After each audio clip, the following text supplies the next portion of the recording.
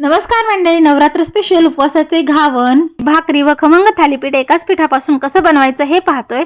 प्रथम राजगिरा मंद गॅसवरती भाजून घ्यायचा। 1 वाटी राजगिरा आहे, नंतर 1 वाटी बगर, 1 चमचा जिरे घालून मंद गॅसवरती भाजायचे आहे। 1 वाटी साबुदाणा घालून भाजून घ्यायचा आहे। जिन्नस सगळे थंड करून घ्यायचे, नंतर मिक्सरमधून बारीक पीठ करून घ्यायचं आहे। आता 1 वाटी पिठामध्ये 1.5 वाटी पाणी आणि चवीनुसार मीठ घालून घावण्याचं पीठ 5 मिनिटं बाजूला ठेवून देऊया। तोपर्यंत इकडे आपण 1 वाटी पीठ ताटात काढून घेऊया। भाकरीसाठी भिजवून घ्यायचं आहे। मस्त अशी भाकरी थापून घ्यायची आहे। नंतर ही भाकरी तव्यावर टाकून तिला पाणी लावून घ्यायचं आहे आणि टम्म फुगेपर्यंत भाजून घेऊया। आता इकडे डोस्याच्या तव्यावर तेल लावून पाण्याचा हापका मारून पुसून घेऊया।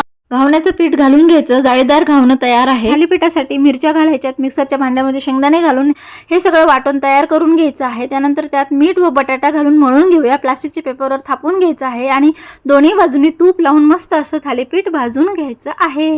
मस्त थालीपीठ तयार आहे।